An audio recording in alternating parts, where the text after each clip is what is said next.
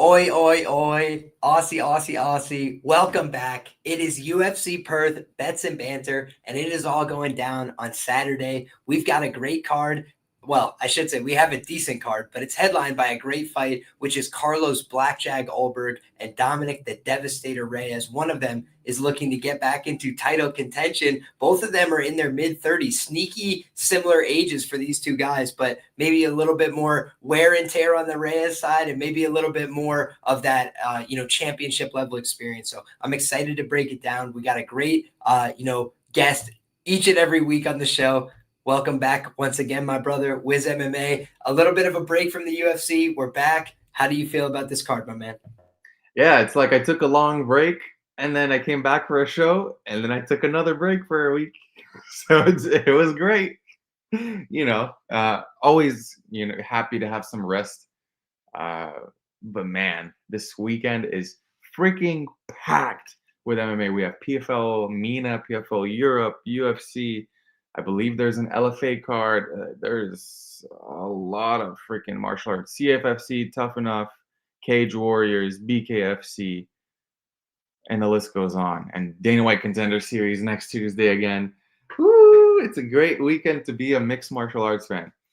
And just excited to break this card down. I have a couple of really solid looks. Let's freaking do this, bro. Absolutely, my man. And we already had one fight drop off. No sooner did I submit my write-up than the fucking fight is canceled. Excuse my language, guys. I don't think they demonetize you on YouTube for that anymore. So we'll swear right off the rip. But in all honesty, what a disgrace. You just look at the Oban Elliott fight, gets canceled right after I write up the fight. So at least now we're down to 13, my man. I don't know if you're aware of that, bro. Oban Elliott is out. And I don't know if the fans are aware of that. So if y'all haven't heard about that either, sharpest chat in the game, I'll just let you guys know that fight is canceled. That was announced. We got 13 of these left. So without further ado, we can start with the first one. And it's Loma Lookboonmee taking on Alexia Thainara in the first fight of the night. And certainly an interesting backdrop to this one is that you've got a girl who's 7-2 in the UFC, and Loma Lookboonmee. She's a significant underdog against a girl who's just 1-0 in the UFC. But the context is Alexia Thainara looked, pretty sensational on Contender Series, went out there, got 3 takedowns, got 2 minutes of control time, got 100+ significant strikes off in that fight. And you also look at what she did in her UFC debut, going out there and cleaning up a girl who had 14 fights in the UFC, obviously retired her, and it just wasn't that competitive a fight in the end. So when you look at Thainara, she's got an 8-1, I believe, record to the submission prop. She's from the Hebos family in terms of her training.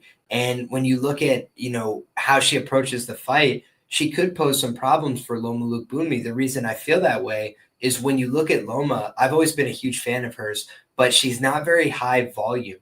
She's improved the wrestling and grappling with the Hickman brothers, but when you look at what's a deficit for Loma, it's the fact that, she relies on getting takedowns. She relies on her offensive wrestling now a lot to win these fights, because otherwise, it's going to be super thin margins on the feet. She's much smaller than a lot of her opponents. And so she has to rely on knock you off balance with one tie kick, stick her tongue out, kind of meme on you a little bit to make it clear, I'm winning these exchanges. But otherwise, she can take some shots to the face. And I just don't know that she reacts that well at this point to getting hit. And I also have just some mild concerns about, Thainara being so much bigger, being, a young girl who's very about this life, and they've got a similar amount of experience. Obviously, Loma's been at a higher level in the UFC, but you just look at Thainara and what she looks to have is, big upside in terms of volume on the feet, which is a huge asset against somebody like Loma who might not throw that much. And then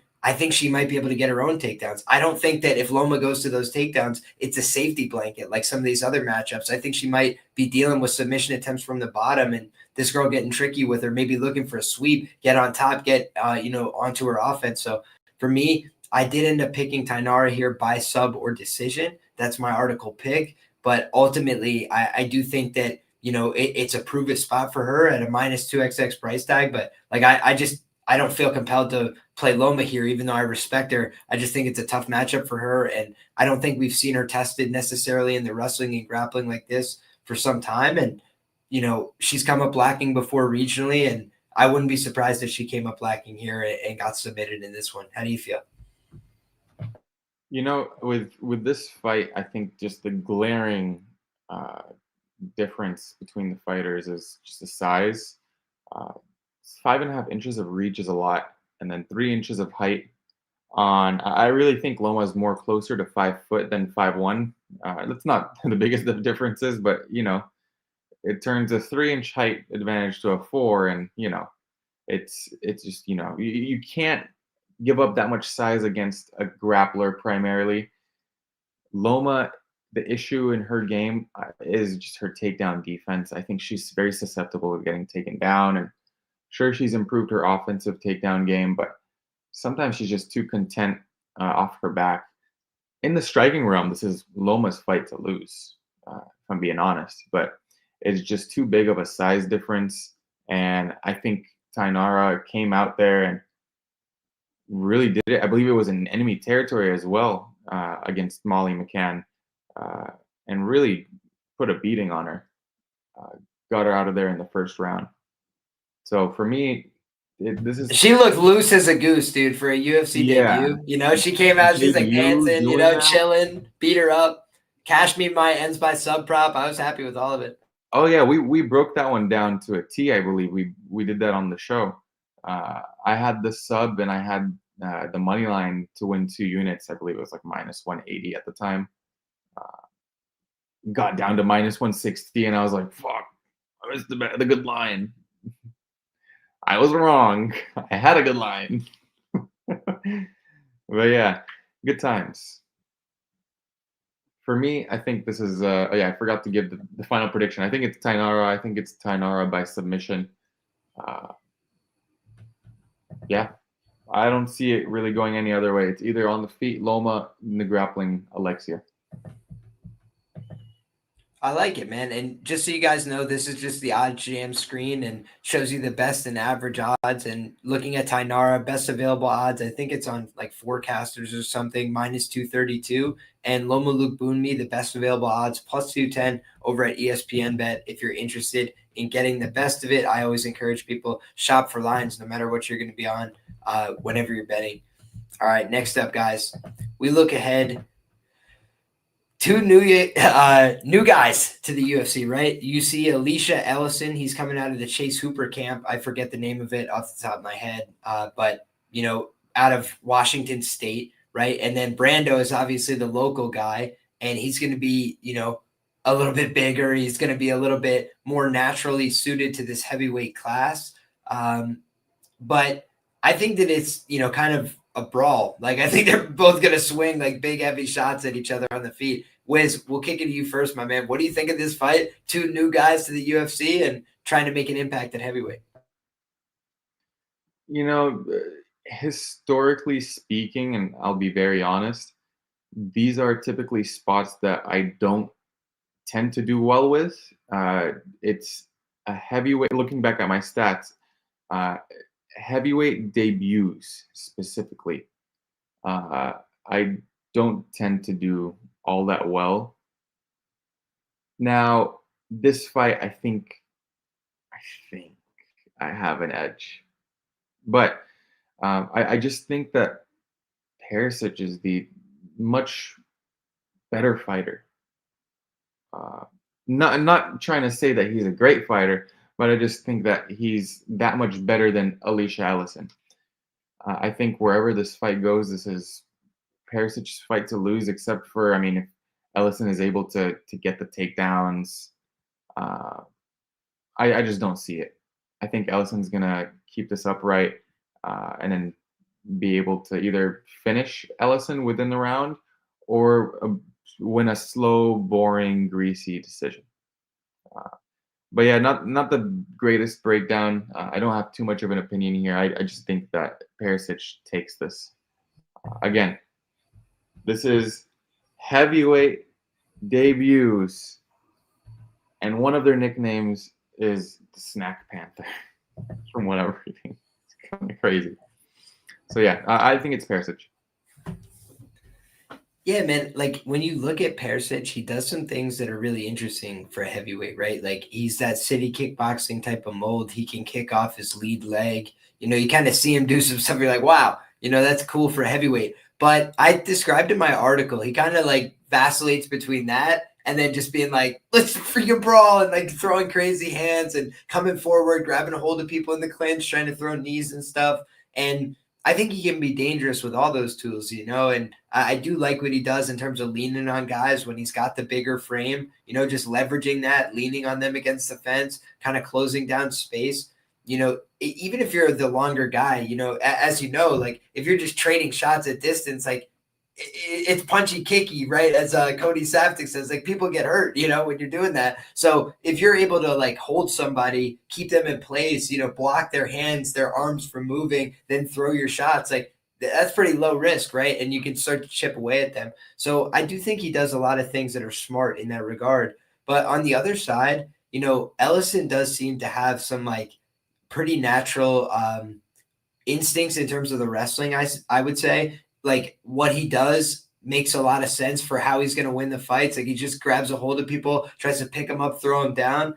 And I thought based on some of his earlier footage that I was watching that he looked really uncomfortable on the feet. And then his more recent fights, and I think he's only fought two guys that were decent. One of them beat him, and that wasn't that competitive of a fight.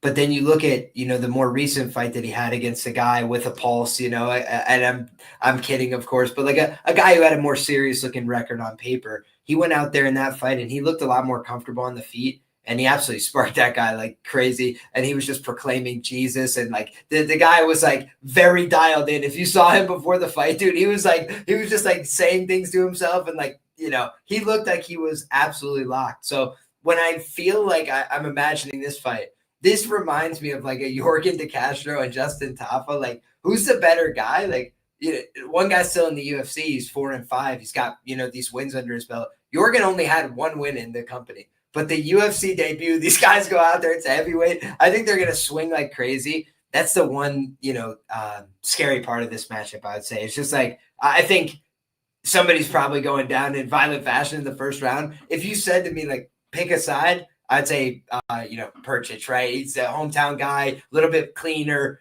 bigger guy, a little bit more devastating with the kicks. I think those are like assets for sure. But if Ellison starts landing those right hands, like I think it could absolutely go sideways. And I've seen both these guys kind of, look very gassed when the fight went into the second round. And, I will say Ellison was landing some shots in that fight that went bad for him. Pericic was landing a ton of shots in that fight that went bad for him. Both guys looked like they just really didn't have much in the second round. So if this does get out of the first, guys, we might be in for one of the absolute stinkers of all time. But I would say I think there's a very high percentage chance that these guys go absolutely rabies on each other and somebody gets absolutely melted in the first round.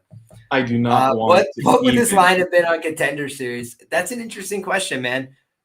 I really feel think that Pericic would be favored. I think he would be a bigger favorite just because people would want more things to parlay. Oh, I mean, on Contender, that is always a possibility. But yeah. I do think Ellison might get some looks just because, like, he does get to his takedowns. And, I think either one of these guys, like, if they're on top of you, it could be a real problem, right? Like, I think Pericic showed he's willing to fight from bottom, but he just doesn't have a ton of the skills. If you continue to push him in those positions for a long enough period of time, like, he will run out of answers and get tired, And that's the cost of being really big for the heavyweight class. It's like, there's goods and there's bads, and I think that's the one downside, right? But if we look at this line, obviously the line has changed, right? I believe that Pericic actually opened up as a dog. I want to confirm. Yeah, he opened up as the dog. I believe he was like plus 140 at a point, or plus 180 even. Okay, ready for this? Ready for this? I'm about to share this on screen, guys, so you can see this. No, I think look at the line movement here. 180. Bet Online opens plus 185 down to minus 225. So what an absolute, correction, right? Like that's where the flipped entirely. Yeah, this is a massive correction. And so at a certain point, you have to say, like, how wrong could they have been to start it off? But maybe they had no clue, right? Maybe they just threw something out there, threw a tomato at the wall, see what sticks. But this was the kind of fight where, I certainly don't think anybody should be a massive, massive favorite. But if you were going to favor anybody, I think you favor the local guy. I think you favor a guy, who's a little bit more crafty, right? But I think it's going to be all-out violence. So if I could look at some unders and things like that, that's probably the way I'd get involved with that fight. Otherwise, I'd leave it alone. Although I bet the under is going to be turbo juiced. Yeah, Round 1 plus 175. Dude, I like the KO that Billy's mentioning. I was about to say they've both been sub before, but I think that in this one they're probably going to go out swinging more often than not. Although that's the one thing I will say is like I could see somebody grabbing a guillotine or something. Like I don't know that these guys are going to be Johnny Jiu-Jitsu. If they get put in a choke, they might just go to sleep. No, you have to think of this as Dana White's Contender Series. Be like Joe Pfeiffer. So they're going to go out there and look for that round 1 knockout. I love it. All right, my man. We're on to the next one where we've got another UFC debutante. And this one is Michelle Montague, a protege of one Kayla Harrison, an American top team product, and taking on Luana Dread Karolina, 6-3 in the UFC, and obviously, she's dealt with some weight issues. She's now at 135 pounds. Montague's done some competing at 145 pounds, now down at 135. So there's some weight class intangibles here. You almost want to watch the scales. Make sure you don't get Brian battled. With all love and respect to the homie. Wish him well. Hope he gets back to the UFC. But when you just look at, a girl in a tough situation in terms of coming down in weight, a pretty big physical girl. And then on the other side, Luana Karolina, a girl who's dealt with these weight class problems. We've seen, moving up in weight isn't always the, one-stop solution, right? So I think that when I look at these two women, like one girl has proven to me she can go out there and get UFC level wins. I mean, a win over Lupita Godinez, 9-5 in the UFC, has aged quite well. I know that there's some circumstances, short notice, Lupi up a weight class, but you can call it any way you want. That's an impressive win, right? To go out there and do it over the course of the full distance. And Montague on the other side, like I will say, when I looked at her record, I was a little bit skeptical. And then when I watched the film, I was even more skeptical. And I do think that she's got some real skills. When she gets on the back, she knows what to do in terms of applying hip pressure, flattening somebody out, looking for a rear naked choke. I don't question that. I think she's quite good with those skills. But when I look at her on the feet, I'm not blown away by what I'm seeing. I'm seeing, times she's getting hurt, times she's getting, a little bit off balance, times she's making some mistakes on the feet. And her counter wrestling is pretty good. So I think that is an asset for her.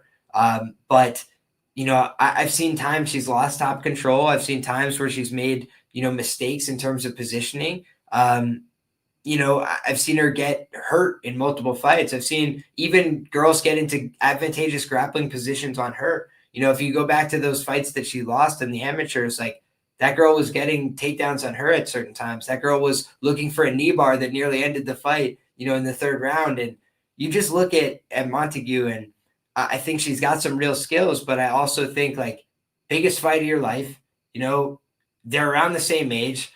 They're not crazy different in size, virtual size parity. And one girl's proven she could do it at this level, 6 times. And the other girl is making, again, a debut, biggest fight of her life, changing weight classes. There's some variables for her. And she's a massive favorite, right? If we're talking about a pick 'em price, like I would totally understand. But I just don't think Karolina is that easy to out wrestle and out grapple at this stage of the game. Some girls that only go out there to look for a round 1 armbar like Stolyarenko, they looked for it, they couldn't get it, and then they lost the fight. And it's just like, I feel like Montague, I don't trust her if this is a fight that just plays out striking for, 8 to 15 minutes. Like I feel like that would be not a good fight for her in this fight. So that's just the way I see it. And, I even saw some girls kind of like just using some basic like disengaging of the clinch strategy to just like get away from her, right? Like when she's going to like grab a hold of them in the body locks, like just seeing girls like dig back inside, get double inside frames, push away. and like get back to space. And I think that if Karolina has done some studying for this one, this is a winnable fight for her. So for me, man, I'm leaning towards the underdog here by decision. I don't think she's going to hurt Montague bad enough to get her out of there. I do think Montague's tough, honestly. But I think Montague is probably going to have some bad visuals here if this fight plays out striking. And even if she gets to some clinch positions on the fence, I wouldn't be surprised if Karolina is kind of giving her those elbows, making it a spread base, kind of making it tough for her to just get free, clinch positions, right? Where I think she might get some damage for those. And if that adds up, I think Karolina can win the fight. So, yeah, man, that's my take on the fight. What do you think? Very interested to see the weight cut for Michelle. I'm the one thing that I did not yet look up, which we can find out fairly quickly, if it's her first time at 135, because at the PFL she was at 145 for, I believe, all of her fights. At least when I was covering, she was at 145. But yeah, I think she was doing 145-pound showcases. So yeah, this likely is her, not confirmed, but could be her first fight at 135. Now, Kayla is doing it fine. She's also training at American Top Team. She has the same nutritionist. I'm sure they're working on something. But I want to wait until weigh-ins. I think it's more Montague sub or pass. I think Montague can get the takedowns, but it's more of a matter for me that I'm more scared of debut jitters. I'm scared of the experience edge on the Karolina side being too large. There also is just, the level difference. We've seen these fighters come from the PFL, come from Bellator, and not really show the best performances, at least in their first fight, just because that step up in competition is a little bit too high. I'm not saying that Luana Karolina is the greatest, but she does have a lot of UFC experience. So I would say just wait until weigh-ins and then go sub or pass, because Luana Karolina in the striking realm is going to be able to piece her up, I think. But if Montague is able to land a takedown, I think it's shortly after she'll be able to find the submission. If not the first takedown, then the second. Karolina has shown just to have that much of an inefficiency and skill when it comes to the jiu-jitsu. So you just cannot trust her. It's funny, dude. Like, I look back at her record, and, when I look back at Karolina, you look at the losses that she has inside the distance. She got spinning back elbowed in the third round against Molly McCann. And that was like peak Molly McCann, right? That was like Molly's best moment in the UFC. But in fairness, Molly was a 500 fighter. She was 7-7 in the UFC, and fought, up and down competition, right? Like, she fought some good girls. I think she fought like Talia Santos and people early on, and people didn't know how good they were at the time. But then, she also fought some people that she was a little bit better than and had some big advantages and cashed us out on some nice props. So when you look back, I just see a girl like Karolina. The loss that she has via sub was against Lipsky, and it wasn't like a process grappling. Like, it was like a weird scramble, and like Lipsky just like grabbed her knee and like ripped it off, and it was a great submission. It's awesome. It's violent, but it was just a weird. It was kind of just like a weird situation, though. Like, I don't know if they fought again that would happen again. Like, I don't think she could recreate that if she tried. So I just feel like it was kind of a awkward situation, and like, man, you learn from that. You say, man, I made some mistakes there, but I feel like Karolina, it's been difficult for girls to just like process grapple her to wins in the UFC. Like Loopy, I would say, even if she can't, systematically submit people in the UFC, she can process grapple a lot of the girls in the division, right? And I would say she could probably do that to some girls up at 125, but she wasn't able to do it to Karolina just because of the length, of the awkward base, of the ability to keep like making a long stand and then throw a couple elbows, kind of keep your balance off. And I feel like that's the kind of game plan she could have to win this one. But I will say, fading American Top Team, doesn't feel good. You know, American Top Team, very good at winning MMA fights. Also, the difference is she's not going to have the height advantage in this fight. Montague is a taller fighter. So that's where the taller fighter takedown defense just goes out the window, because typically she is the taller fighter. Against Loopy, she was a taller fighter. I think is she 5'4", or am I mistaken? Let me look this up. I think she was taller than Loopy. I would be pretty confident in that.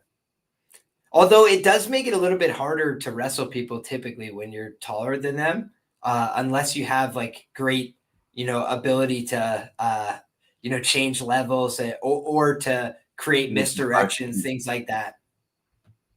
But against the cage, the taller fighter is always going to be able to at least get back up to their knee or be able to stay on their feet just because of the length in the legs.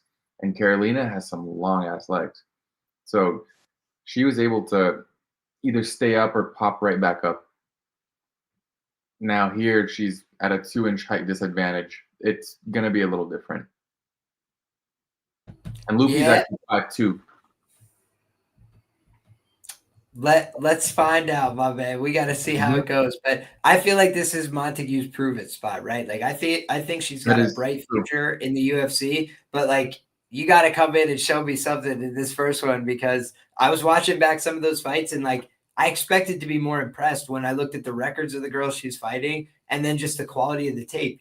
Maybe you could argue it's at 145, the power's different and she's fighting up a weight. That's fair enough, but I was just seeing her get kind of busted up and like hit and hurt a little bit and like looking awkward and getting rocked to the body and stuff. And that's just concerning footage for me when you're fighting girls that you're way better than and that you're finishing ultimately shortly thereafter. But, if you're getting hurt against them, what's going to happen when you fight somebody that's as good as you or better, All right, man. Next up, we've got an interesting one here where I don't really know how to get a great read on this fight, man. Like both these guys lost their first fight, and both of them you could kind of give them a pass, right? When you look at the circumstances and who they're fighting and just the way it played out, right? Like on the Musasa side, he got kicked in the head and then got submitted. Do I think that's a great indictment of his grappling? Not really. Like if you get kicked in the head, you're not really thinking very clearly about what decisions you want to make in the grappling. But on the other side, when you look at Thicknesse, like he was just in there with a guy who was a little bit better suited in terms of the power and the physicality to do some damage on the feet. The numbers were strikingly similar, but then just the takedown, the control time was ultimately the difference maker for Topuria there. And both guys were making their debut. I'm not sure that the UFC was planning on keeping Thicknesse, and then they decided, hey, you know what? He showed something here. Let's keep him around. And Musasa on the other side, a lot of people thought he didn't deserve that win on Contender Series. They thought it was a questionable decision. Certainly it was close. I would say it was one of those fights where optics matter, right? Like one guy looked like he was a little bit fresher. Maybe he wasn't landed as clean at all times, but maybe he's giving up some takedowns, some positions. But you just saw that, he kind of had better body language, and that could pay dividends when you go to the judges' scorecards. And I feel like Musasa, the KO wizard, known for that power, that could still translate at the UFC level, but we haven't seen it yet, in these big fights that matter. And for Thicknesse on the other side, he just fought a guy you'd assume has some pretty good power, right? In Topuria, a guy who queued him up for some big shots, and ultimately he was able to take those and keep pressing forward. So I think Musasa would probably fight a little bit higher pace. But I think it's also more likely that Thicknesse can work in some wrestling and some takedowns here. Against Topuria, I don't think he really could get his wrestling and his takedowns going based on the physicality. But I think that in this fight, the physicality and the skill differential might be, enough of a melding that, Thicknesse has a chance to make something happen here. I don't think that's a guarantee. I do think Musasa, if he's able to keep him off him, might just be able to bust him up on the feet. But I think Thicknesse more often than not can get to his takedowns, can work in some grappling control, and, maybe even get to this guy's back and get a submission, right? Based on process, not based on hurting him on the feet. But we also weren't really expecting Carlos Vera to hurt him on the feet, right? So let's just see where this guy's at. He's again coming in as a favorite, and I'm just not sure that he won cleanly either of his last two fights. So maybe the future's bright for him, 26 years of age. But Thicknesse on the other side was like highly touted out of Volkanovski's gym. Coming into that fight with Topuria, they were saying, hey, man, this guy's grappling sensational. And he just didn't get much of a chance to show it, right? He kind of got out-muscled by a guy who also knows how to wrestle and grapple at a pretty high level. So let's see what happens with this one, man. I feel like there's some variance here. And for that reason, I picked the underdog by sub or decision. But I think Musasa is live to win by knockout. What do you think? Yeah, this is a very tricky fight. When I first got into it, I was initially thinking pretty confident Musasa side pre-tape because I thought, yeah, he got spinning wheel kick, knockdown, sub. How often is that going to happen? I feel like that's pretty high variance. Thicknesse.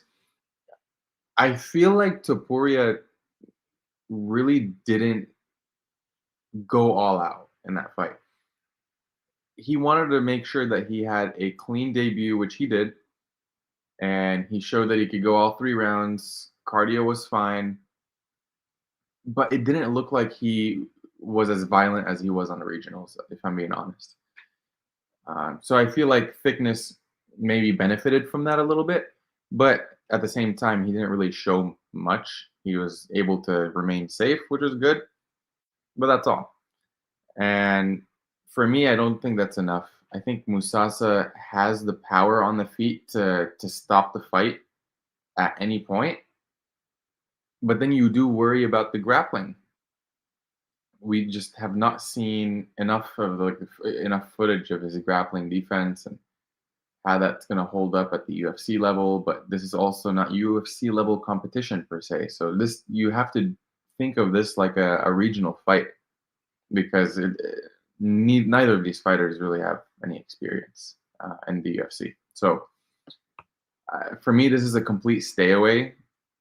I would say maybe look at unders if you favor finishes on either side. But for me, I'm just completely staying off. I can't really draw a line in the sand between the two.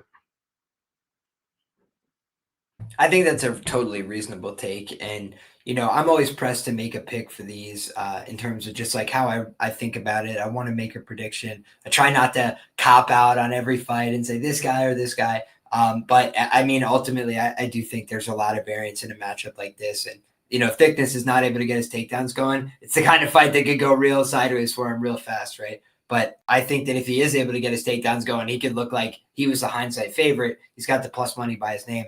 That's why I think it could be worthwhile. But I also think it's probably just better off to pass on this one. Get a read for where these guys really are, right? Both 0-1 in the UFC. They haven't shown you much yet. Yeah, gun to head, I still think it's Musasa or a pass. Just for the power. I really think that he has show-stopping power. Yeah, and he's the bigger guy. That reach advantage, yeah, it's to his advantage here. I mean, that's exactly what he's coming out here to look for. He's looking for striking, and he's trying to stay at range so he can avoid any takedown threats.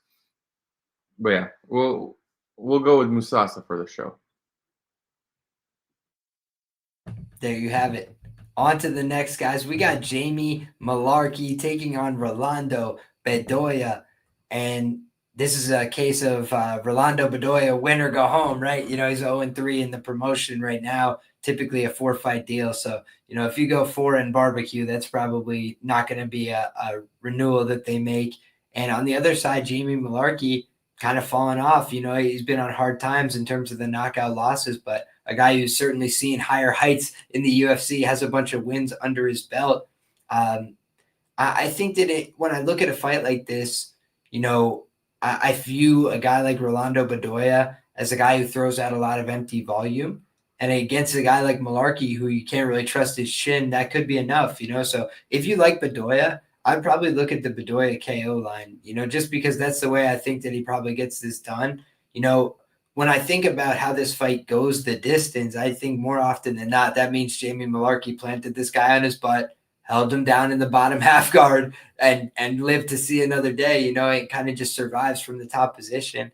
Mullarkey, I don't think, has attempted a sub since like his first UFC fight. It's been ridiculous, man. He'll go get takedowns and just not be out there trying to submit anybody.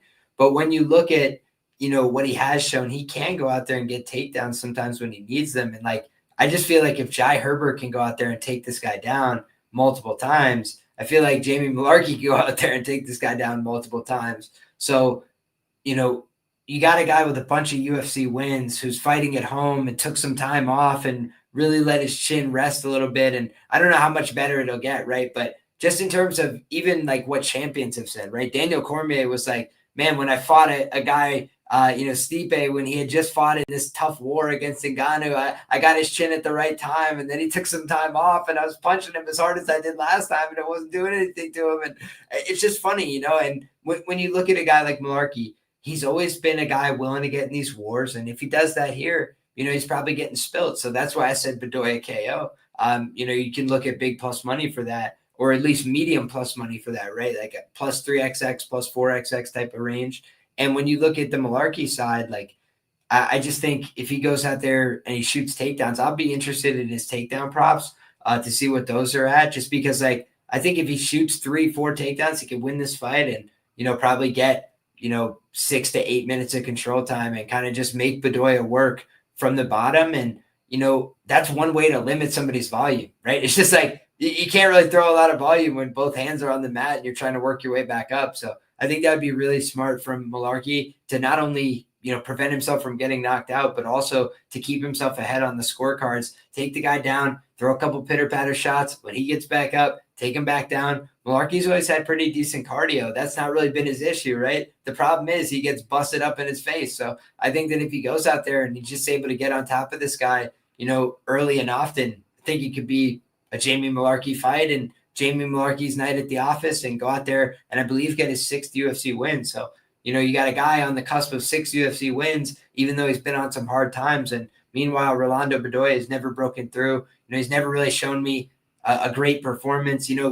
Chaos Williams has kind of dropped off a little bit in terms of stock since where he was when he fought Bedoya. And, that was kind of short notice and had some weird vibes to it. So ultimately, I just don't know what I'm getting with Bedoya. And I think he's a guy that tries hard and, might just not have that much fight ending, intentions, right? Like Jai Herbert's been hurt before. He wasn't able to really get to Jai. He landed some shots early, but just wasn't able to get Jai on the precipice of being knocked out or something like that. And, when you look at even the fight with Song Kanan, like I know it's up a weight class, but it's like, that's another guy who's kind of been on hard times lately. And it's another fight where it's just like, man, he's landing more, but nobody's believing in it, right? It's kind of just like, it's not really getting the people's attention. So what if he goes out there and lands 100 significant strikes and doesn't bust up Jamie Mullarkey somehow, sets a new record in terms of lack of achievement. But I just feel like Mullarkey's shown he can go out there and win, and Bedoya just hasn't really shown me that. So I feel like Mullarkey's the ever so slight pick for me, but Mullarkey is one of these guys I don't want to trust. He's gotten some knockouts before, like Devontae Smith and stuff. Like, hats off to the guy, right? If you're another chitty guy, if you're another guy that slows down or something, he could expose that. But he is a guy that fights on the precipice of being knocked out, and that's always a worrisome thing. And especially in a fight like this at minus 110 either way, it's like, yeah, what do I want to pay chalk for either one of these guys for? With all due respect, what do you think, Wiz? This is just a weird fight. I really thought both of these guys were cut. I'm pretty sure Jamie Mullarkey, on one of those UFC roster watch pages, they posted that he got cut like not too long ago. So just a big question mark overall. Now, do I trust Jamie Mullarkey's chin? No, but do I trust Bedoya's power? No.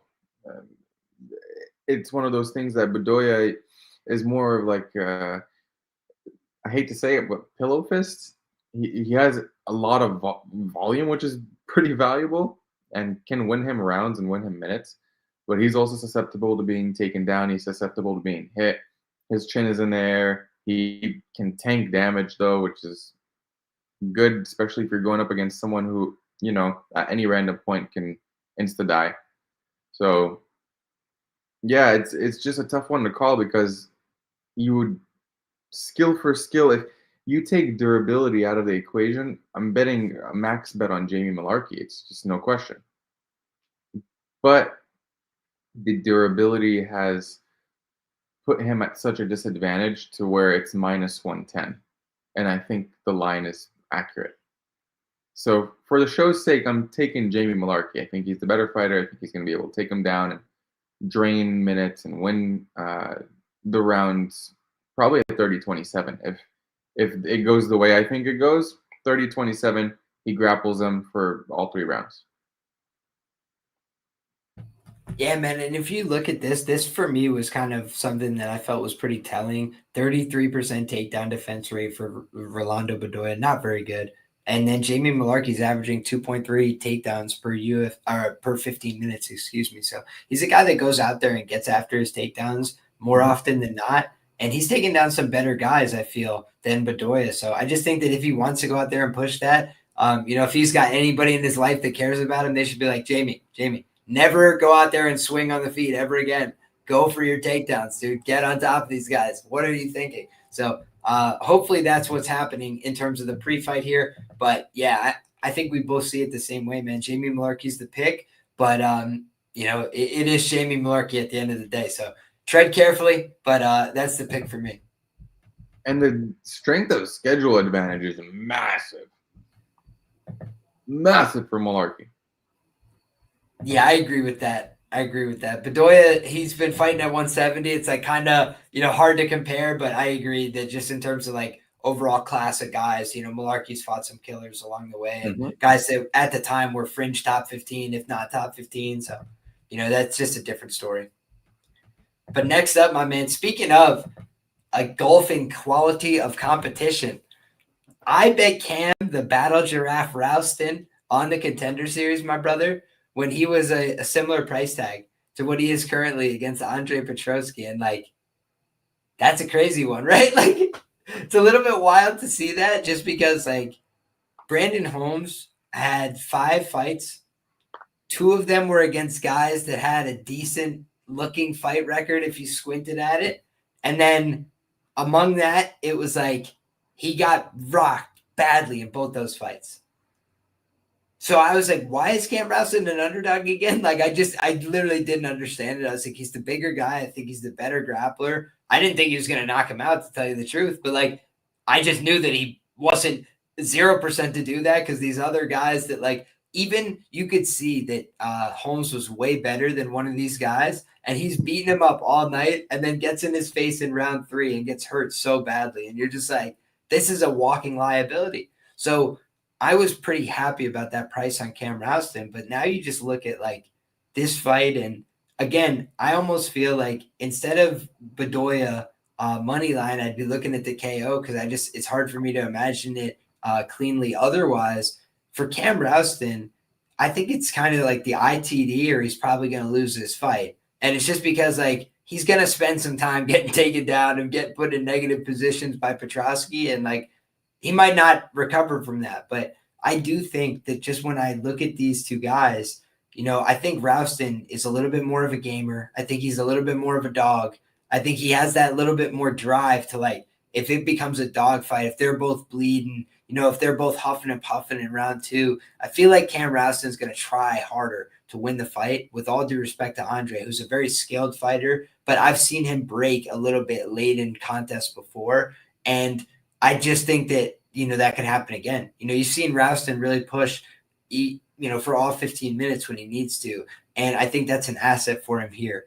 But, there could be a huge gulf in the grappling. Rowston is normally the better grappler when he goes out there and competes with these guys. He's a long guy. He's an awkward guy. Petroski's a good grappler. But the thing that I also want to point people back to is if you were going to match up Brian Battle and Andre Petroski in a jiu-jitsu competition, they would heavily favor a guy like Andre Petroski.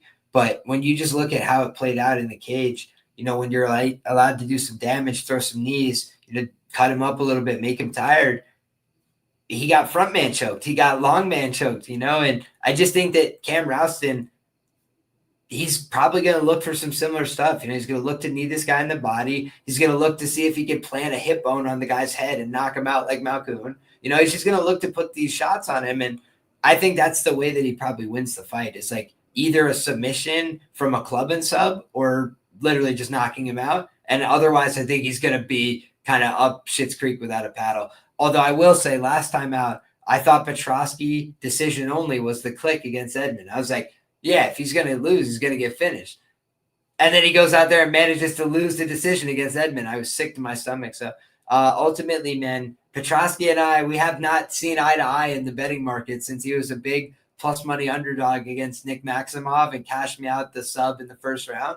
But since then, man, I've been off the Petroski train in large part, and he's done better than I expected, to tell you the truth. So I think he can go out there and win this fight. I think if he wins it, it's probably a decision more often than not. I think there's a outside chance of a submission.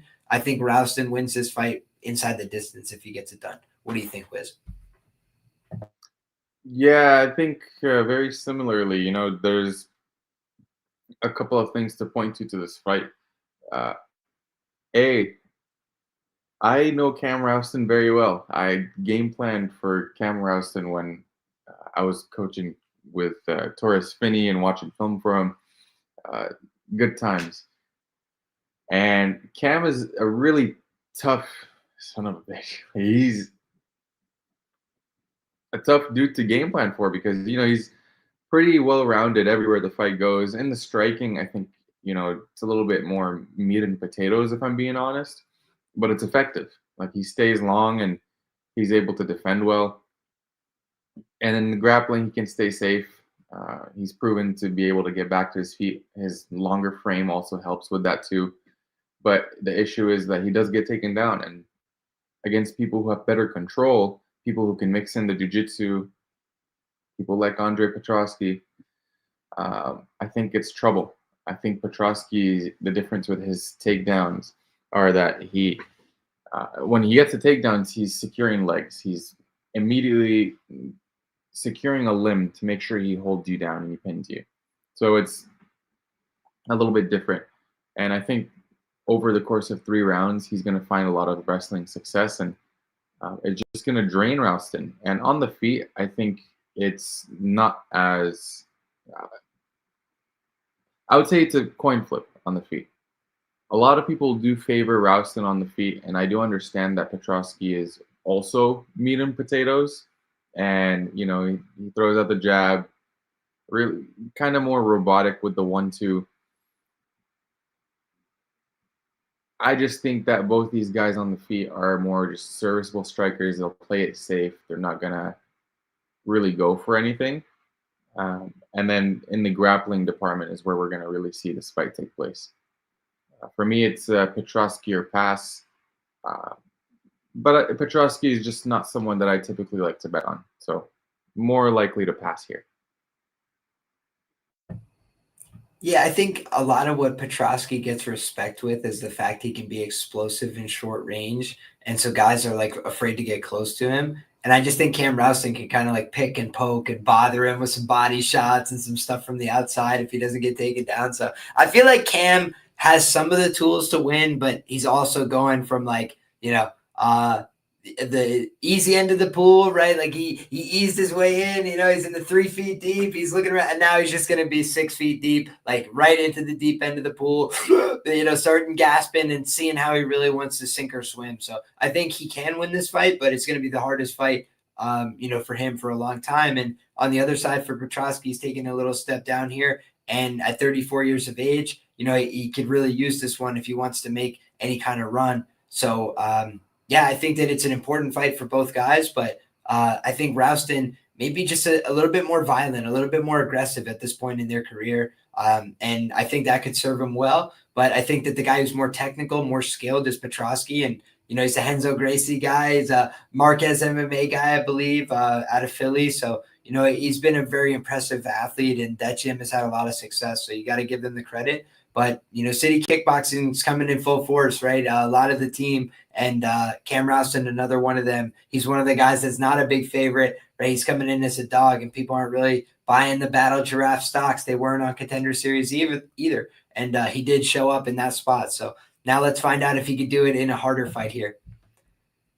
Next up, my man, we got another CKB prospect. It's Navajo Stirling taking on Rodolfo Bellato. And, Wiz, I've been going first on all these just because I've been seeing that you've been grubbing a little bit. I've been trying to give you the grace. But I just wanted you to know, if ever you want to lead off on a matchup, my man, you're totally good. But I thought we had that symbiosis going. I just wanted to make sure, my guy. I was thinking of it, and I appreciate you, because that was much needed. It's first real meal of the day, to be honest, and it's like 9 o'clock. So I want to go first on this one.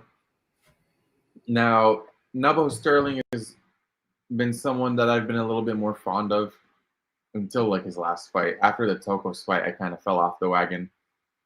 And I think there's just something interesting about this Bellato character. I don't know what it is, but I think he can pose some threats here.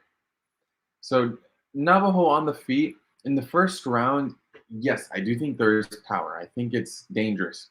And he's going to be the better striker in this fight. He's shown that he can go 3 rounds, but with very mid to low volume. And defensively responsible, can be held up against the cage, and can be taken down.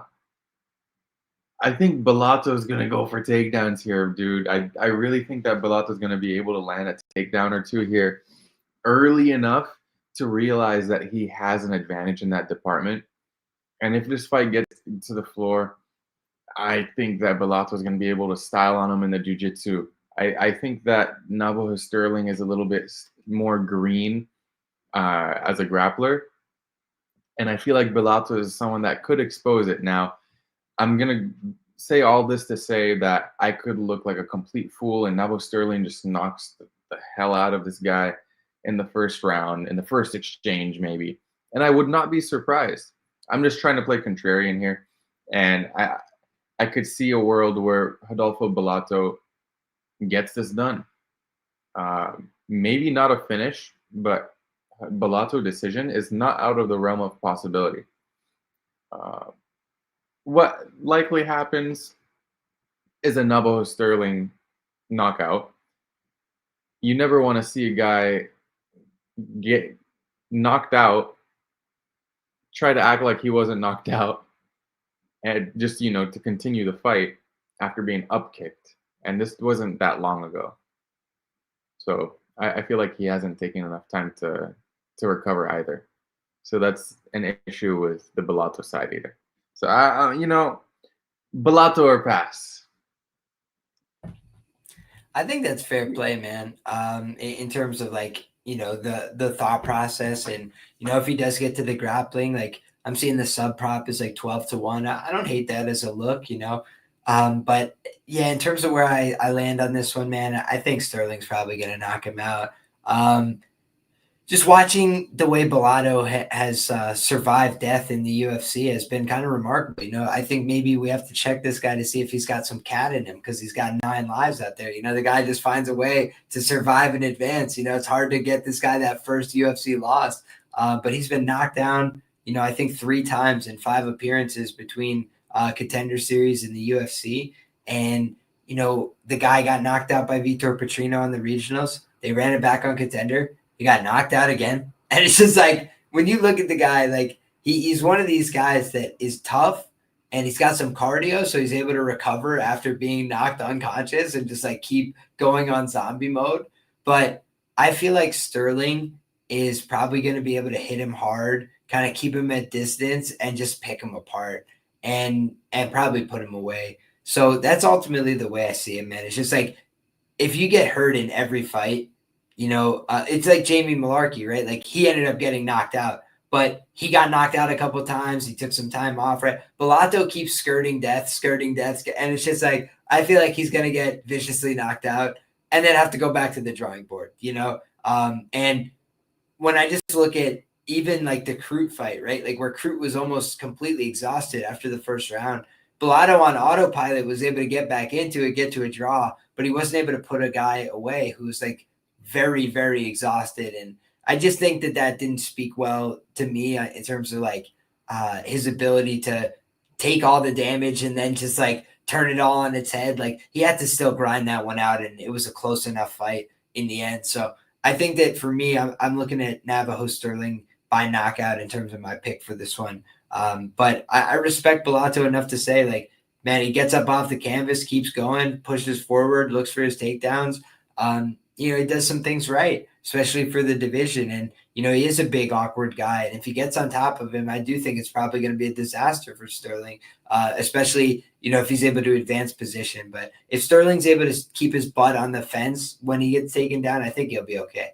But I think that if he's like, got Bellato on top of him in the middle of the cage, it's probably going to be a really bad night at the office for him. So those are the ways I'd look to play it. Like Stirling KO, Bellato sub, the under. Like, that's kind of just the way I see it. Like, I think Bellato forces a kind of pace that's either going to get him knocked out or put him in a position to win the fight. And more often than not, personally, I think it's the knockout, but I think that that's the angle for the play. It's like, if he goes out there, pushes pace, Stirling starts to fall apart a little bit, pressures, gets a takedown, I think that's a really sound way. And I tried to look for a takedown prop. I didn't see it. I'll look for those when they get closer, because we've talked about it a million times on the show. Eric Anders against CLD goes out there, delivers for us on the takedown prop. Then he gets sparked in the first round. No problem. Thank you for going out there and delivering. Thank you for going out there and doing the job. It's like, if Bellato goes out there, gets a takedown, the guy gets right back up and sparks him with a left hook. No problem. We appreciate your service. Thanks for cashing the ticket. And we move on to the next.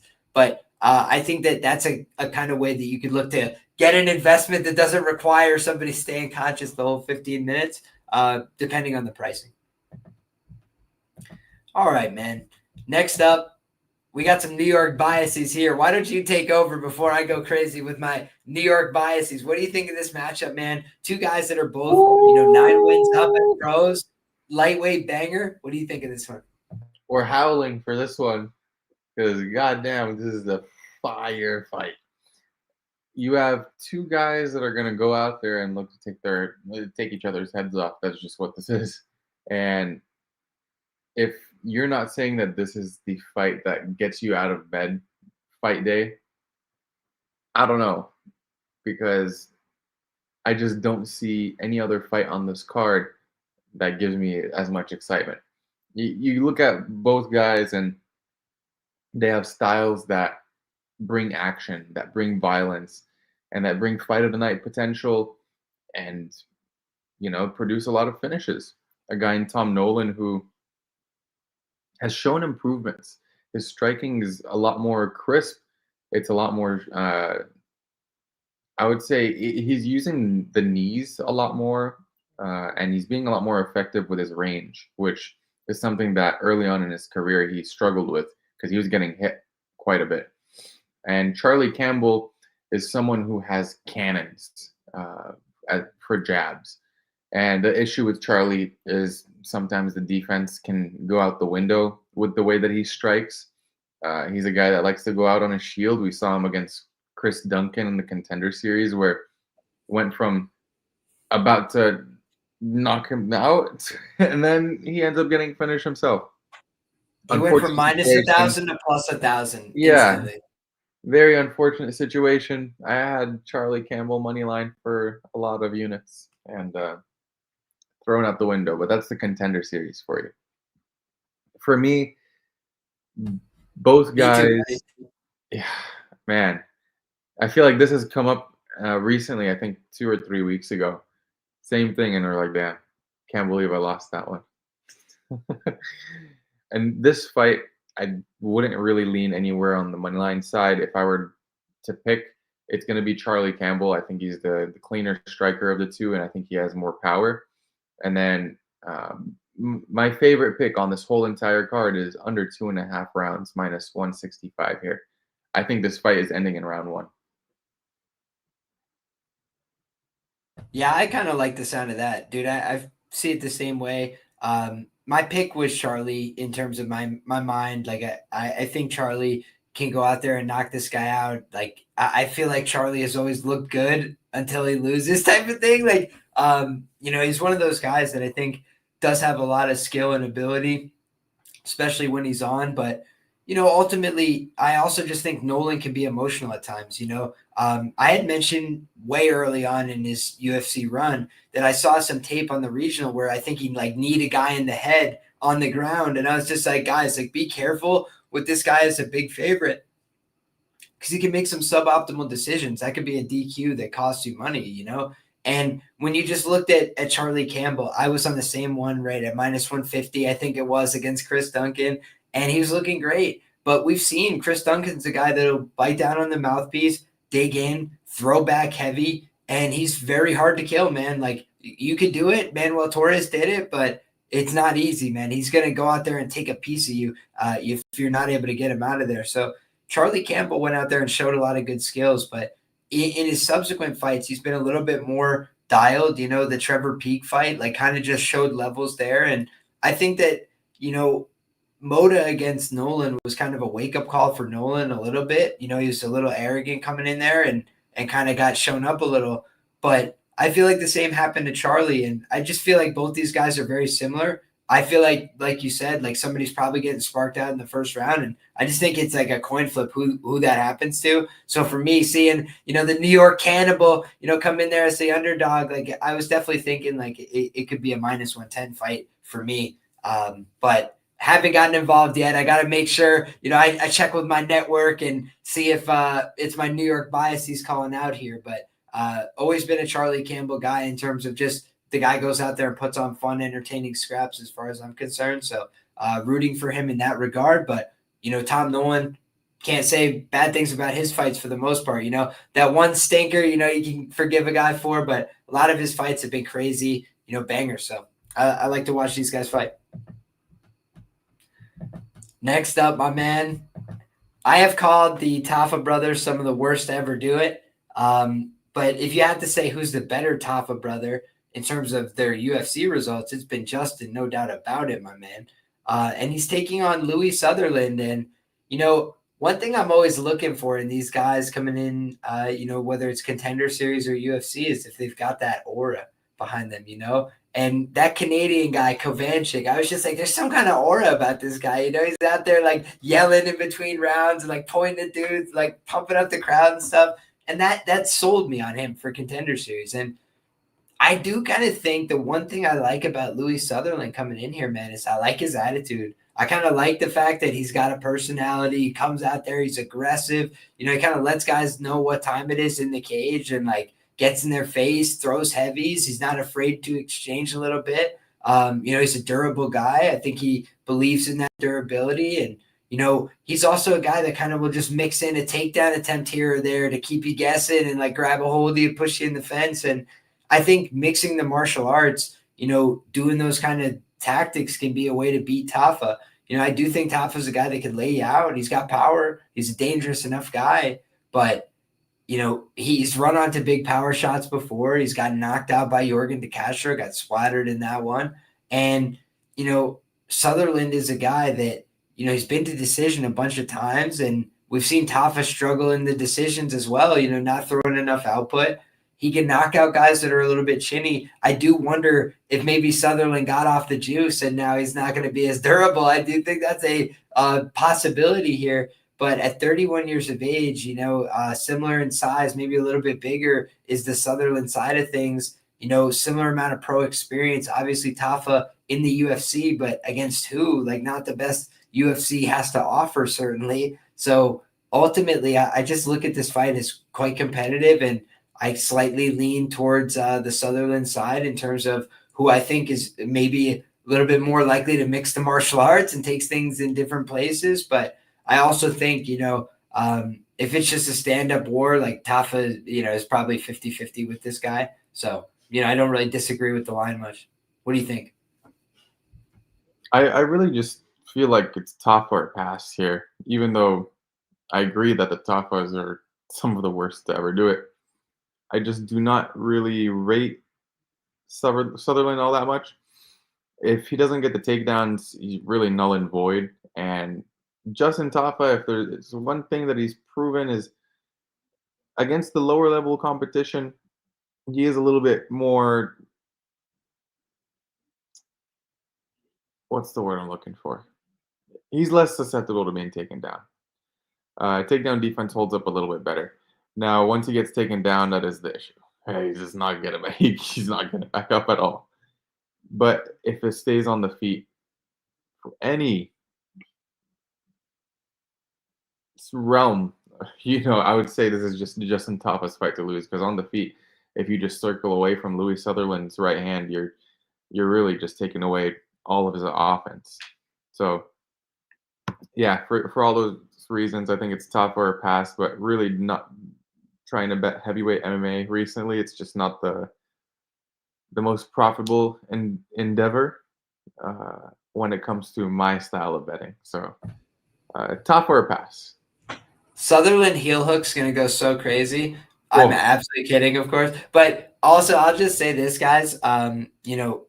If this guy Sutherland wins, be prepared for the greatest post-fight interview in UFC history. He's going to be fighting the commentator for the microphone. He's going to be singing. He might say obscenities. You never know how it's going to go. It's going to be an interesting one. But I think he's honestly a fun personality. I'm excited to have him in the UFC. But he might get spilt in that first one, right? Tafa had to learn the hard way in his UFC debut. You come out there, you get excited, sprint across the cage, run into a punch. That might be his fate as well. But, we've seen Tafa do it, so let's see how it goes, man. A Slurpee used minus 250. That's hilarious. I don't know that he's that bad, but, singing, American Pie or something, that's definitely on the table. All right, guys. Next up, we got a welterweight scrap. Jake Matthews. Shout out to my guy, Dan Tom MMA. I've heard him say that so many times, it's stuck in my head now. Jake Matthews. And then you got Neil Magny on the other side here. The Haitian sensation. Guy's gone out there and done the damn thing when we needed him a few times in the clutch. Been an underdog. Done a great job really going out there and pushing the pace on guys and making that an asset in his MMA fights, but certainly slowing down a little bit as well. The durability's been compromised. He's been fighting a lot of the best guys, and that's been part of the downfall for Neil Magny. But you also have to say, there were times in the past where he looked like he was a little bit faster, a little more spry, could take a shot a little bit better, and I think that has been compromised. What do you think about this matchup, my man? We'll have you start us off here with the welterweights. Jake Matthews, maybe a career resurgence. Neil Magny, one of the winningest fighters in UFC history. Yeah, Matthews' last fight against my boy Chitty, I took the L there, but the fight really didn't play out. I think it was just a really stupid mistake, and Jake Matthews got the takedown. There goes a submission. But it was just an awful kick. Gave up his back, and really just you can't do that, especially someone like Chitty, who's a little bit lankier. It's easier to get the body triangle. Unfortunate. But Jake Matthews, not going to take credit away from him. He's really found his stride again. And Neil Magny, props to him. Great win against Eliseo Zaleski dos Santos. A lot of people were picking Zaleski there. I believe I picked Zaleski there as well. And he came back and found a way. And I just feel like this line is kind of disrespectful. I am not one to advocate for Neil Magny. And this is a rarity, if I must say. But I do think that Neil Magny is being a little disrespected here. I think he can pose some threats. I think he could be that pest and hold Matthews up against the cage. He has more experience. Sure, he's the older guy, and durability could be fading, and Matthews' striking looks really crisp. So I'm not putting it out of the realm of possibility that Matthews just knocks him out. But Magny, time and time again, has survived these wars and survived these big hitting up-and-comers and youngins. I'm not saying Jake Matthews is an up-and-comer or a youngin, but he's still not where he wants to be in the UFC per se. He's getting there. So he has to prove it. Like if he wants to take it to the next level, he's gonna have to put a statement and knock Neil Magny out. And this is in Perth, in his hometown, in his backyard. Sure, let's not out of the realm of possibility. He's a minus 500 favorite at the end of the day. But I just think that at plus 360 and more, you're getting good value on a guy like Neil Magny. Yeah, man. Like, I think from a money line perspective, it has to be Neil Magny or pass. But I'm a little bit worried here. I will say against Zaleski, I was quite confident that Neil Magny had a chance to win, right? Like, a lot of people were writing him off, but I just was like, Neil's got this great cardio base, and like Zaleski, even in fights where he's beat somebody's ass, like BSD, he almost gassed himself out in that fight and like was hanging on for dear life in round 3 a little bit. And I just feel like Magny is the kind of guy, like if you show him that window, like he will try and like just find a way to finish you, or find a way to like make sure there's no doubt, like the power bomb on Max Griffin when he got tired. Like he just finds a way to get these moments off. And shout out to Neil Magny for that. But I think that Jake Matthews has been showing career best form lately, and he's a guy that's inconsistent, you know? So, like, could he come out and have a bad performance here? That's absolutely possible. But I thought against Phil Rowe, he looked a lot more dominant than Neil Magny did. I thought against Michael Morales, he looked a lot more competitive than Neil Magny did against Michael. So I think there's kind of just been some common opponents where I'm like, man, it's not a great look. You know, against Chitty, a lot of people were like, you know, no way Jake's going to go out there and deal with this guy. He's so big. He's so physical. He's a dangerous guy. And Jake pops out on his back and the fight's over shortly thereafter.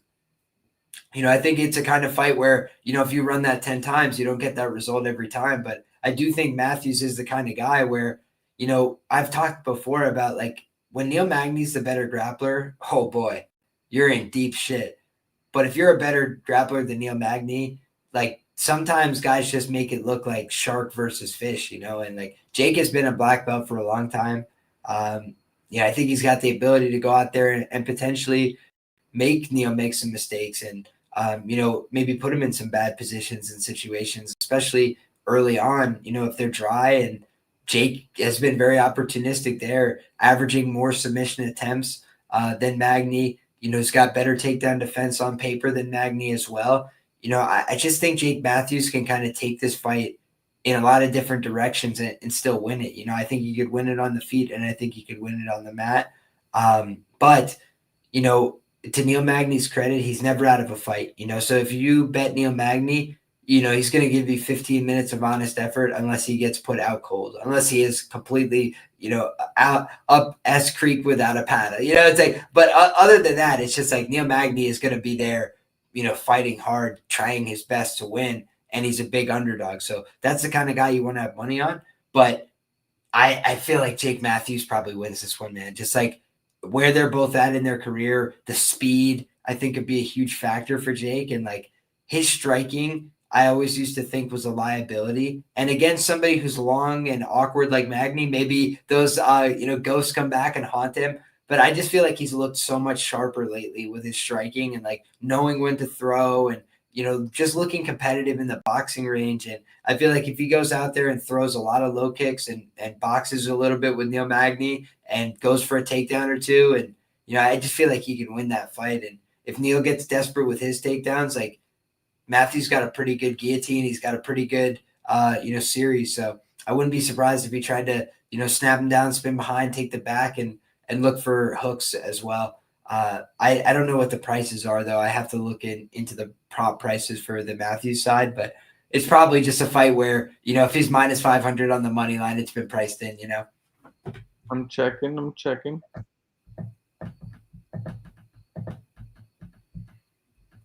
Let's see what we got here. I got the multi-screens going. Let's see here. Magny and Matthews. Here we go. Now, obviously, bet online. We're in California. You know what I'm saying. Matthews' submission is 275 on bet online. That's kind of disgusting. Yep, I think it was like plus 700 against Chitty, man. It's plus 360 on FanDuel. Marginally better, but it's just not great. I feel like I got a similar price on Gilbert Burns, and his jiu-jitsu is a little bit more trustworthy, I feel. Unfortunate. Anything you want to add here before we move to the next one, my man? Haitian sensation. Never a doubt. I absolutely love it. One of the winningest fighters in the UFC. You know, I'll be rooting for Neil Magny, but I just feel like, the ship might have sailed. Last one might have been the best one. And, again, if you match him up with one of these young kids who's got a hole in their game, I think he could definitely beat him. But I feel like at this point, Jake Matthews, Cam says it in the chat, he's got too much experience to fumble this. I'll never say that, right? I'll never say never with Jake. But I do think, like, this is the kind of fight where at this point in his career, if he wants to be a contender of any kind, like, this is a fight you absolutely must win or it's over, Jake Matthews, the same guy that lost to Matthew Semmelsberger as a plus 300 underdog when I picked him. Bum, bum, bum. Yeah, he could fumble it again. He can fumble, I will say. He's done it before, man. In that favorite price tag, you always got to look a little bit cautiously. Next up, my man, we got Jack Jenkins taking on Ramon Taveras, and Taveras is moving up to 145 here. I think he missed weight twice between Contender Series and the UFC. They were like, man, come on, you got to stop doing that. And, I think that this should be fascinating, man. Jack Jenkins is a guy that he fell on some hard times, right? Got judo thrown, snapped his arm in half, like kind of just tough breaks there. But also, you look at, he's had a little bit of a fortunate run out, right? Like a lot of people thought he should have lost to Jamal Embers. He won that fight on a split decision. So he's got skills, right? He can get some takedowns. He's got some low kicks. He's got some punches on the feet. But on the other side, Taveras, he's going to have some boxing to throw back at him. I think, the low kicks are going to be the biggest factor here, for the Jack Jenkins side. If he's able to take away that boxing, I think he's going to have success. I think if Taveras is able to like close his eye or something before he's able to get that low kick going, that's how it becomes a Taveras fight. But, if I thought Taveras could go out there and shoot takedowns and get on top of him and kind of mix it up in a few different phases, I'd feel better about him here.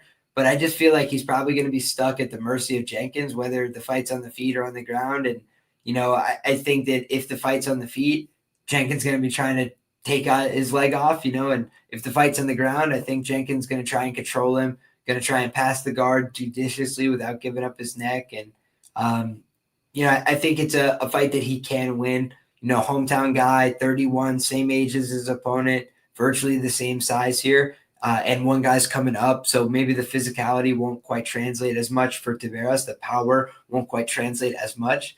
But I think that Taveras does have some boxing power, and he's fought, Davey Grant, who's a serious fighter, right? Went out there and competed. Surrey City, fought him twice, redeemed himself the second time, even though it was a super close fight. So I don't think Ramon Taveras is a punk or a bum or anything like that. I just think it's not a great matchup for him in the sense that he loves to box. And when you're a real committed boxer and somebody wants to kick your leg off, like how do you box without having your leg be heavy at certain points, like swinging forward to jab and kind of stepping on that lead foot, unless you're going to box off your toes running backwards, like it's just going to be hard to not get your lead leg kicked sometimes. And you can counter, you can intercept, but I just feel like Jack Jenkins is going to land a lot of really hard low kicks here.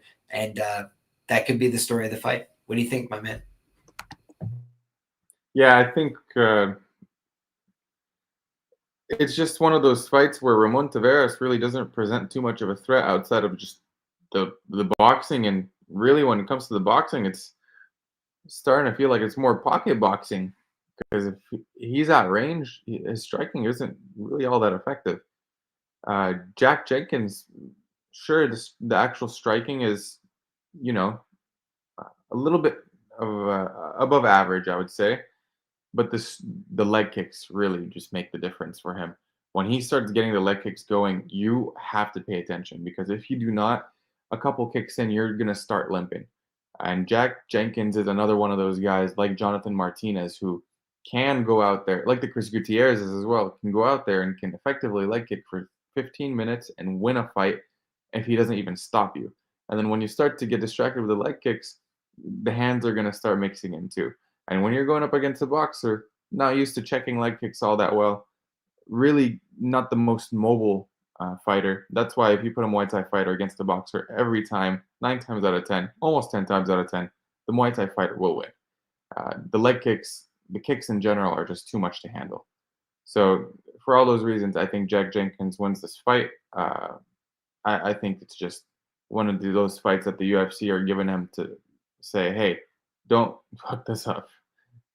With all due respect to Ramon Taveras, I just think that we've seen him struggle against Davy Grant in the last fight with Davy Grant's kicks. And I'm not saying that Davy Grant's kicks are bad, but Davy Grant's kicks are nowhere near the level of Jack Jenkins.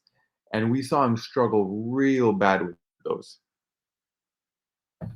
No doubt about it, my man. That's definitely been a way to Dan Levy in the chat. Absolutely. Shout out to Dan. Right. Appreciate you, my brother. Everybody make sure you hit that like button because if he said so, it's a great idea. That's the facts. But the other thing I'll just mention before we move off this fight, guys, is when you look at, a guy like Taveras, he can get knocked out just like cleanly on the feet as well. He's a guy that gives good punches. He throws hard. He lands. But Cortavius Romeus, how well is that win age? Not great. City, close contentious decision. And meanwhile, he's getting knocked out regionally. He's getting hurt by City instantly when they fought on Contender. So just got to be weary. This guy could get touched, All right, guys, that brings us to the co-main event. And somehow this is the co-main event of the evening, my brother. Very interesting fight here. I think you got to have respect for Ivan Ursan being a tough guy, coming out, fighting hard, competing, showing that he maybe could belong here, right? In terms of, he's not getting punked by everybody that he fights. But I also feel like 0-2 in the UFC, in a UFC co-main event. What? It's like kind of a weird juxtaposition. And then on the other side, Jimmy Crute, 5-4-2, one of the weirdest records in the UFC. I'll have you kick us off, my man, on the co-main event of the evening. What do you think about the brute, Jimmy Crute, the Bendigo bomber? I was excited calling his comeback win last time. He had been on a tough sled, finally gets the submission win over Prachniow, gets the monkey off his back. What do you think about this one against Ursan? Do you think he gets it done again? Man, I think Ursan presents some trouble here for Crute, at least if this fight stays standing. On the feet, I think Ursan, I'm not going to say he's the most technical of all, but he's definitely let me pause before I say something outrageous. I think a lot of people would be better strikers than Jimmy Crute. A lot of fighters. Ursan is one of them. I think Ursan's power can really prove to be troublesome if he's able to land on Crute, especially early. I think he could put Crute out cold. And then if he's able to keep this fight upright, this minus 185 is going to look more like a line flip because on the feet, Ursan has all the advantages. If this fight stays on the feet, I'm betting Ursan live. I'm going to see how this fight ends up going after round one because how is Crute's gas tank? How bad is Ursan beat up if he is? I just think that Ursan presents a lot of trouble here. And I'm not saying he's null and void on the ground either, but Crute is an ace in the jiu-jitsu realm. So I just think that he'll be able to style on him on the mat if he gets there. His wrestling has always proven to be the issue. It doesn't really translate all that well. But once the fight does get down there, he is a menace. So for all those reasons, like if you've got to favor Crute in the grappling, but I just feel like this fight doesn't get there as easily as most think. So give me Ursan here, more like a dog shot on the live lines if round one looks good and he survives. Yeah, dude, I think that makes a lot of sense. Like, we've kind of seen that Jimmy Crute is not built for 15-minute fights, That being said, I think that, again, if you like the Crute side, you play the submission here, at a plus money tag. I feel like that's the way he justifies this price. If he goes out there, takes this guy down, and kind of just shows levels on the mat, I think that's very possible. But, Ursan's not a guy that's super easy to just go out there and take down. So I think you can take him down. I think if you get him down, like the fight might be over in terms of I just think Crute might be able to advance positions, be too fast for him on the ground. But I also think that when you look at, Ellison, he does a decent job defending. We always say first layer takedown defense. Like, he kind of understands what he's supposed to be doing. But if you keep making him work, if you make him like stumble over his own 2 feet, you can get on top of him. And I think that for Crute, that's a way that he can go out there and win it. And high water marks that Stirling had his back. I think that that's another sign. Like, Jimmy Crute has submitted real guys in the UFC, like guys that can grapple, and I feel like he can submit Ellison as well, personally. So that's the way I see it, man. I think that Ivan is not a guy that has no chance. Like you mentioned, the KO, I think certainly possible. I think if you like Crute, you bet the sub. I think if you like Ivan Ellison, you take the money line, and you might sprinkle on that KO as well. And if you're a real, crackhead, looking for the longest of all long shots, look at the draw. Who has 2 draws in the UFC? Jimmy Crute, man. And this guy has shown he can go out there and 10-8 in the first round, and then he can go out there and get 10-8 on the back end. He can go out there and have bad moments. He can go out there and get in these contentious situations, gas out. So if you're looking for a guy who gives you a chance for a draw, Jimmy Crute's always going out there with that intention. Fights hard, fights fast, and then runs out of gas early and is kind of stalled out there, looking for answers. So I think that that's always something to consider when it's 80-1, and Jimmy Crute's done it twice in the last few years, That brings us to the main event. Round one, Crute or pass? Totally fair.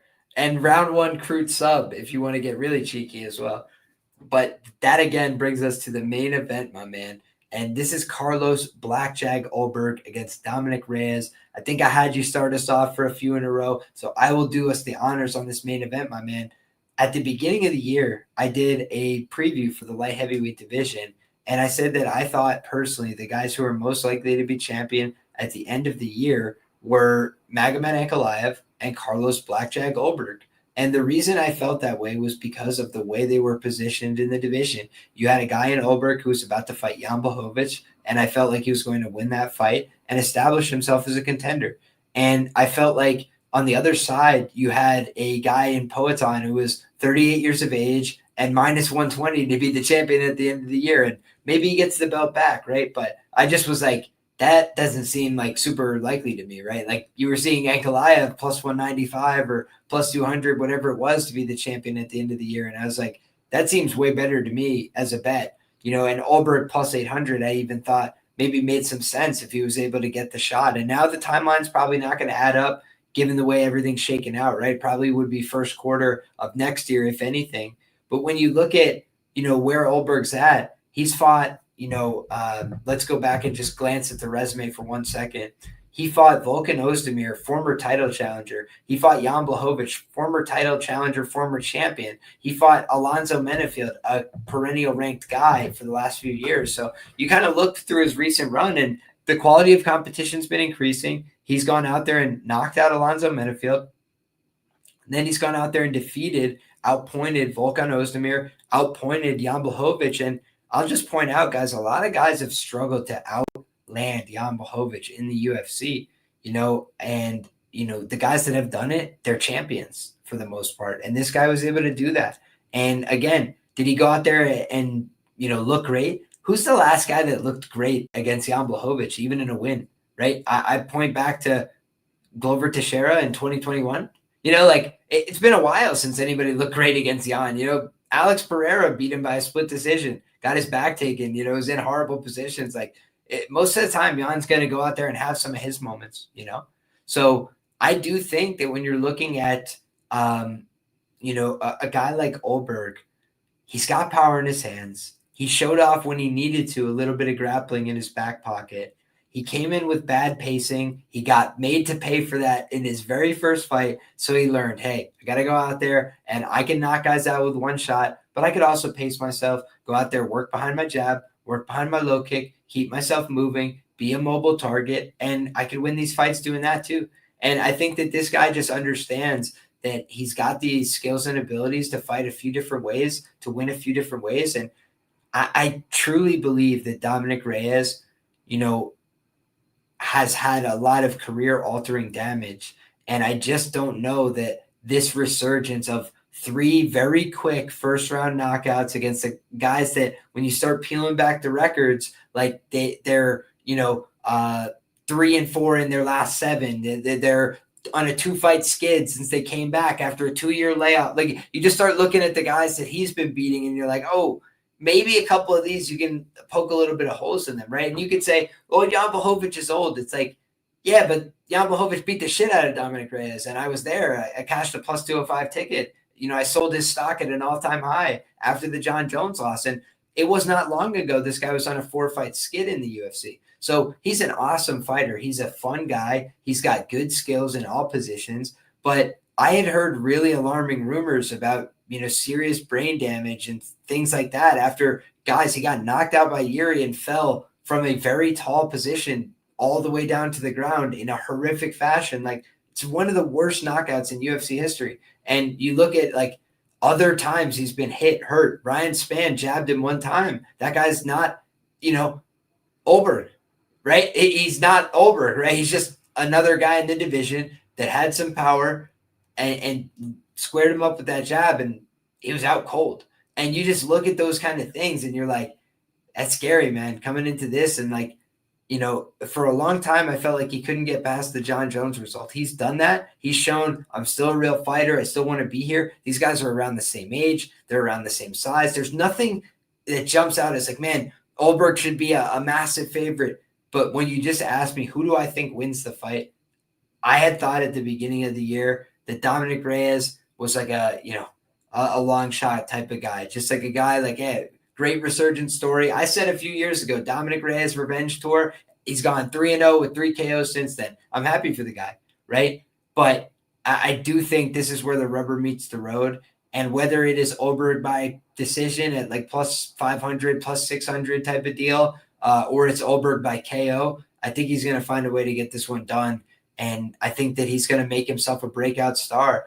I think the UFC's been looking for a guy at light heavyweight that they could try and market and get behind. And Reyes had his time. He had his moment. He had his story. And maybe he can continue writing that. If he does, I'll be happy for him. But I feel like his story was being the guy that almost beat John Jones, the guy that got robbed against John Jones. And if he can redefine that, hats off to him. But I feel like he's reached that kind of career resurgent peak, that renaissance, and I feel like the reality is going to come crashing all around him in this one. And I think Ulberg, more often than not, is going to knock him out and establish himself as the next guy up at light heavyweight for a title shot. And I wouldn't put it past him to go out there and collect that gold belt if everything goes according to plan. Ankalaev doesn't always go out there and shoot them takedowns, man. Might walk onto one of them left hooks himself if all doesn't go well. So let's see, man. It's got to go one step at a time, right? But I think that for me, the pick is Blackjack Carlos Ulberg. I think he gets the job done in a big fight for his career. What do you think about this one? I think to beat Carlos Ulberg, you have to make the fight nasty. You have to make fights dirty. You have to take it to the trenches because Carlos Ulberg loves to fight clean. He loves to fight pretty. Keeps his range well, picks his shots. He's content with, a low volume, low output affair over 15 minutes because he knows he'll win those more often than not. He has a solid jab. He's a good 1-2. He's able to mix his weapons. He can fight from both stances for the most part and can kick. Dominick Reyes, he's going to go out there and look to take his head off. Now, the concern is the chin of Dominick Reyes and how Ulberg made his career was off of counters in the beginning. And people love to hate on Ulberg and love to, they love to say, I can't wait to fade this guy. I can't wait to fade Ulberg in his next one. I can't wait until, the next guy fights Ulberg and I'm going to go ahead and take the KO line because he has no chin and no skill. And all this chitter chatter is gone now. He's proven to be able to take the steps up necessary in competition to prove that he belongs. And you look at his last 5 and let's sound him off. Ihor Potieria is where he started there. Dawoon Jung to Alonzo Menefield to Volkan Ozdemir to Jan Blachowicz, who again, Jan Blachowicz, was a little bit tougher of a fight, but he still won 2 clear rounds there. And now against Dominick Reyes, I think it's maybe a step down in competition, if I'm being honest. just due to the durability. I think he's going to be able to get Dominick out there fairly early, if I'm being honest. And that's not a disrespect to Reyes' capabilities and his skill, but it's just more being honest about where Dominick's chin is. So yeah, for me, it's Carlos Ulberg or pass. I do like him in parlays. There you have it. So we're both on Black Jag in terms of our pick for the main event. And that wraps it up, guys. 13 fights, right? We corrected ourselves right off the rip. Going down in Perth this weekend. I still got more main event write-ups to do. So I'll be getting my thoughts crystallized out and, formalized for everybody. But I already did my prelims earlier. And I'm excited to watch the card. We had a week off. Now we're getting back to it. And Contender Series has been firing away with some interesting, fun action fights. That ladies fight absolutely delivered better than a lot of what we get from the ladies on Saturday nights. And hopefully these ladies on Saturday can deliver as well. Keep that same energy, so to speak. But overall, man, I'm super excited about it. Everybody can find your information, my brother, down in the description box below. And the floor is yours. Anything you got to say to the people, my man, they'd love to hear from you. Thank you, first and foremost, to you, Liam, for giving me the platform, having me on the show. Appreciate you. It's always fun breaking down these cards with you. And then chat, thanks for being active. I know it's only 10:14 here in California, but on the East Coast where Liam and I know a bunch of you guys are, it's just a little bit past 1 in the morning. So thanks for hanging in there with us. Really appreciate the support week in and week out. And you know where to find me at Wizz MMA. You can DM me questions, picks, clarity on something. More than happy to help. Into the wee hours. We see the owl emojis in the chat. Great show, says Green King. Appreciate all you guys. Sharpest chat in the game. I see a lot of regulars in here. Hi, Mark. Cashville, Rican, Chen. You want some long shots? Let's give him a long shot. Let's see what we can get at. Of course, my man. Of course, anything you want. Thomas, Blonde Dog, Billy Briz. I'm seeing a lot of great people in here. Cam Junkin as well. Meatball, Mike Metal. Appreciate everybody. Sharpest chat in the game. Thank you all. My brother Cashville, I'm just gonna tell you it's a Bellato decision. That's the long shot for me.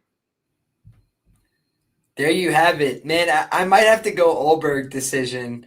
Pressed for one on short notice, but also come back to it. Maybe I'll have something better for you guys on Twitter after I look through the props a little bit deeper. But Neil Magny decision. There's a long shot. Ooh.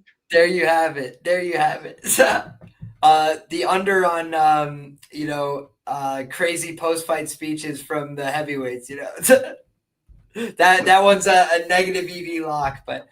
Guys, I want to just say thank you to everybody. If you're looking for any more from me, you can find information down in the description box below. I'll just say this, guys. If you want to support the show, easiest ways, drop a like on the show, get subscribed to the channel, hit that notification bell, go find my guy Wiz on X, show some love to him as well.